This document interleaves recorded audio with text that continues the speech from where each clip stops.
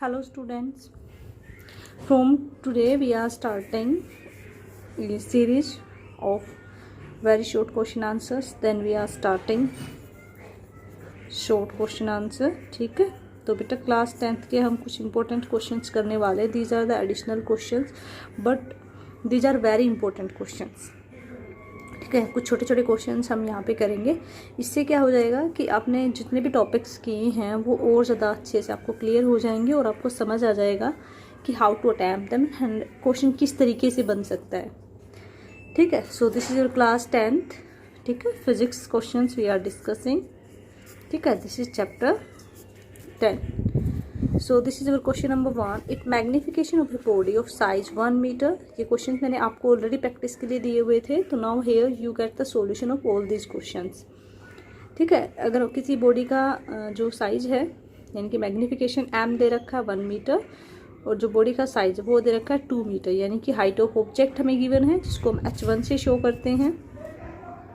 ठीक है, तो आपसे पूछा हुआ है इमेज का साइज. तो you know that m is 2, that is magnification, h1 height of object is 1 meter and height of image we have to find. So we know the formula. m is equal to, just 1 second beta, this is h2. m is equal to h2 upon h1. So we have to find h2. ठीक है, h2 is the size of image. The h2 is equal to m(h1), that is 2 into 1, 2 meter. So this is the height of, yeah, you can say size of image 2 meter. Next, what is the power of concave lens of focal length 25 meter. देखिए focal length आपको f given है 25 meter. Because it is a concave lens, so we have to take minus 25 because in concave lens we are getting the real focus.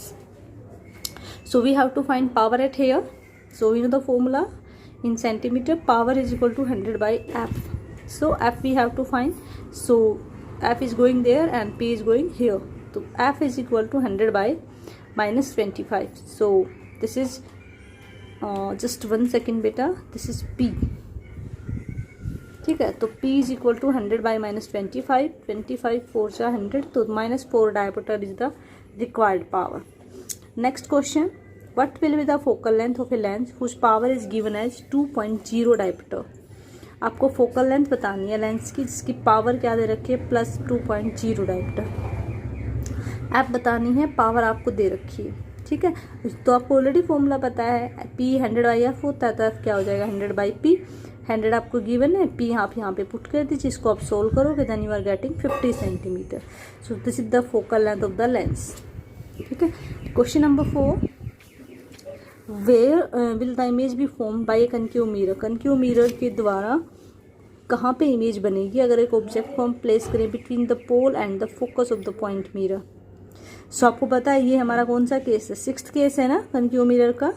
तो 6th case में आपकी image कहाँ बनती है, image will be formed at the back of the concave mirror. Concave mirror के पीछे बनेगी और कैसे बनेगी, वर्चुअल यानी कि आभासी, इरेक्ट यानी कि सीधी, मैग्नीफाइड यानी कि बड़े साइज की बनेगी. Next, what is the value of the focal length of a plane mirror.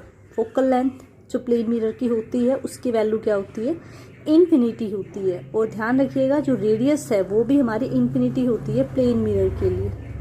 Okay, question number 6. A ray of diagram A रे of light is incident on a convex mirror. आप देखिए इस तरीके से एक रे है जो कन्वेक्स मिरर पे आके हमने डाली है. तो आपको रीट्रेस करना मतलब उसका पाथ बनाना है. After completing the path of the light रे आफ्टर रिफ्लेक्शन.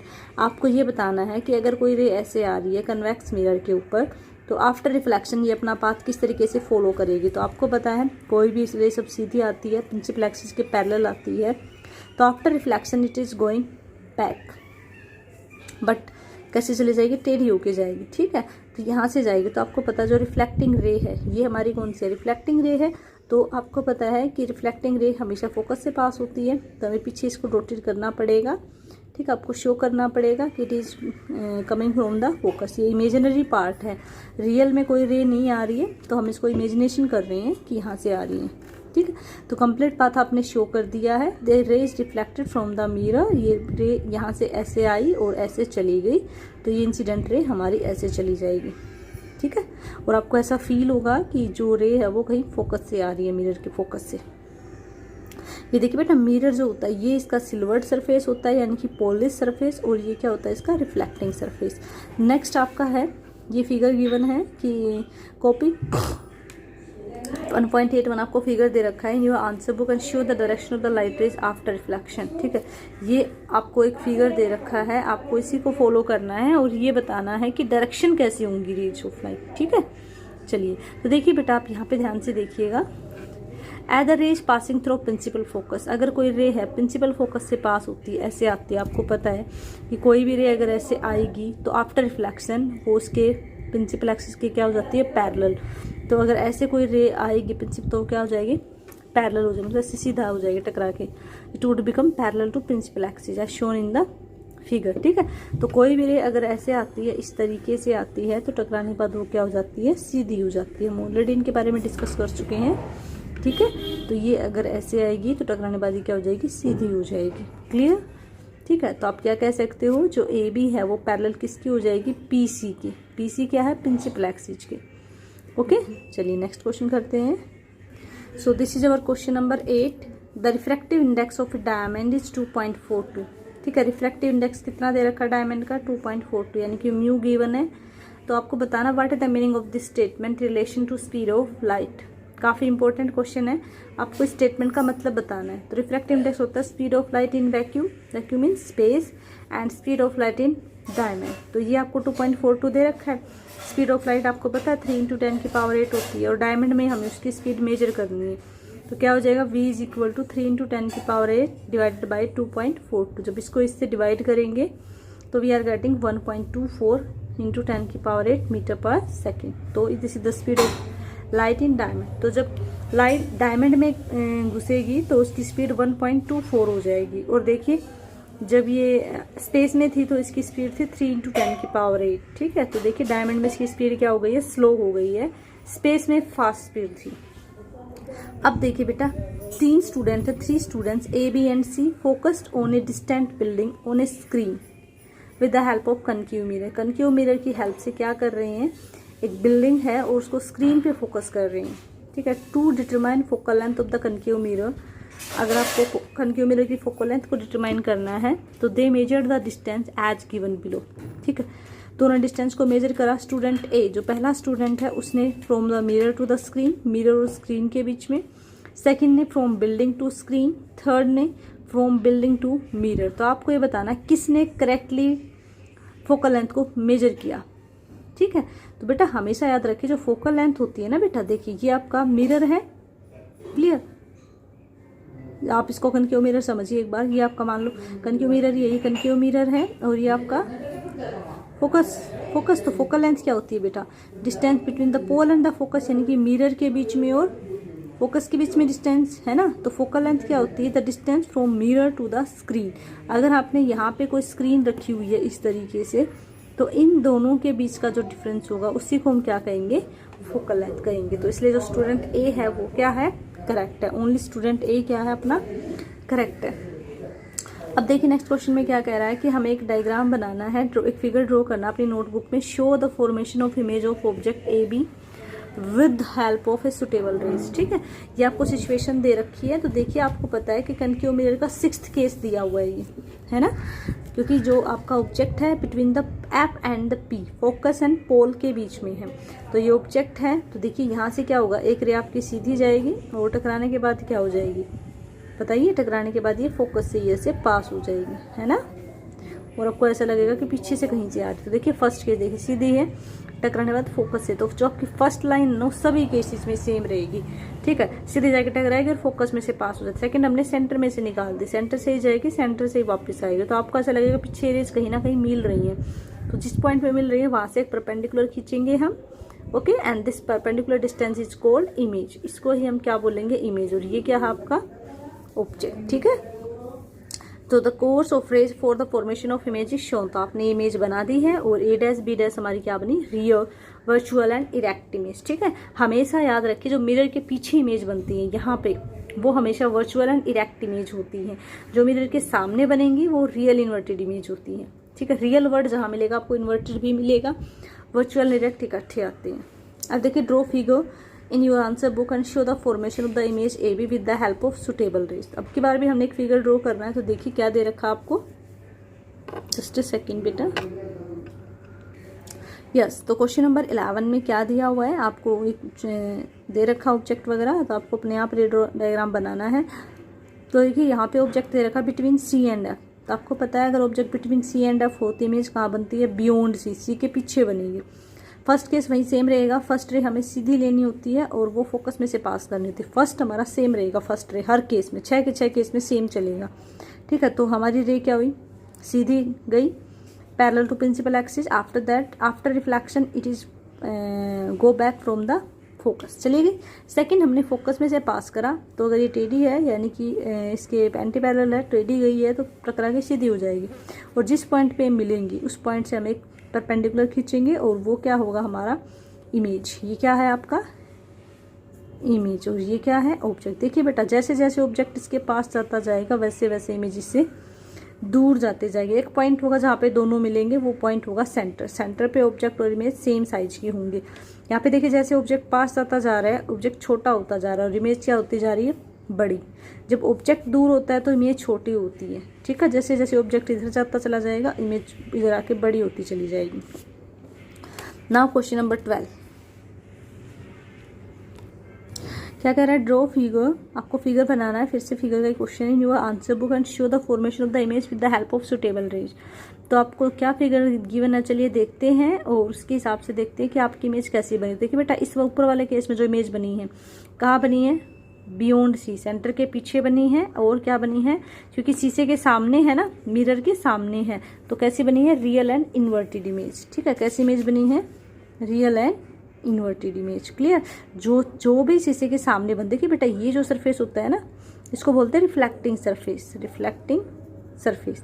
और ये पीछे वाला क्या होता है, वो पॉलिश्ड सरफेस यानी कि सिल्वर्ड सरफेस, ठीक है। तो शीशे के सामने जो भी इमेजेस बनेंगी ना उनको हम क्या कहेंगे, रियल इन्वर्टेड। जो रिफ्लेक्टिंग सरफेस के साइड जो इमेजेस बनेंगी, ठीक है, आर से याद रख सकते हो, रिफ्लेक्टिंग सरफेस पे जो इमेज बनेंगी वो क्या होंगी, रियल। और जो पीछे बनेंगी वो क्या होंगी, वर्चुअल। तो चलिए क्वेश्चन नंबर 12 कर लेते हैं हम।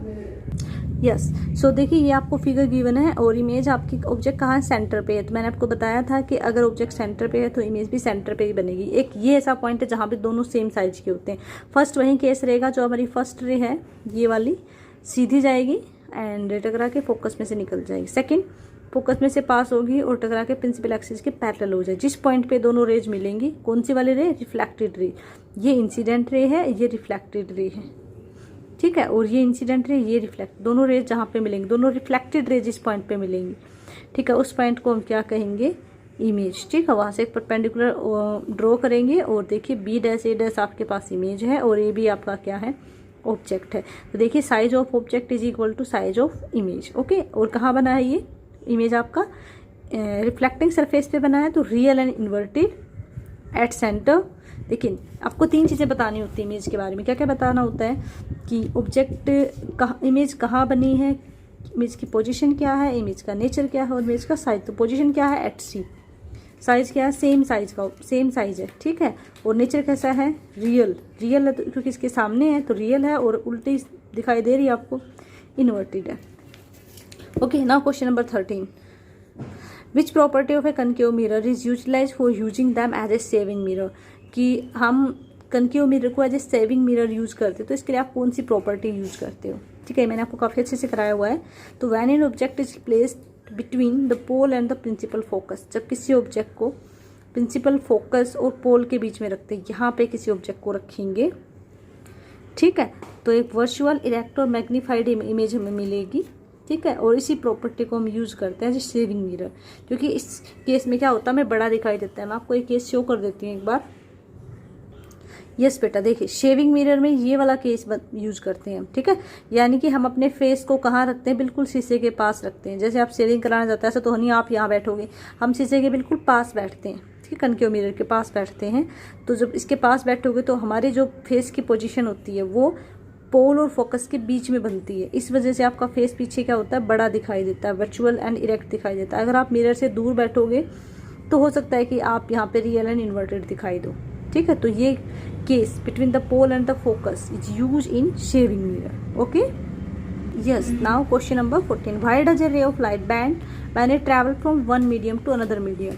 कोई भी रे ऑफ लाइट है जब एक मीडियम से दूसरे मीडियम में जाती है तो वो बैंड क्यों होती है? तो आपको पता है कि different media have different optical density. हर एक मीडियम की, चाहे वो मीडियम एयर है या वाटर है या कोई और मीडियम है, सबकी अपनी अपनी डिफरेंट ऑप्टिकल डेंसिटी होती है। ऑप्टिकल डेंसिटी का मतलब होता है कि उसमें से कितनी लाइट पास हो सकती है। So velocity of light is different, media is different, ठीक है। तो अलग अलग मीडिया में लाइट की वेलोसिटी क्या होगी, अलग अलग होगी। तो that is why the ray of light bends when it travel from one medium to another. यही वो रीज़न है कि जो लाइट है जब एक मीडियम से दूसरे मीडियम में जाती है तो बैंड हो जाती है।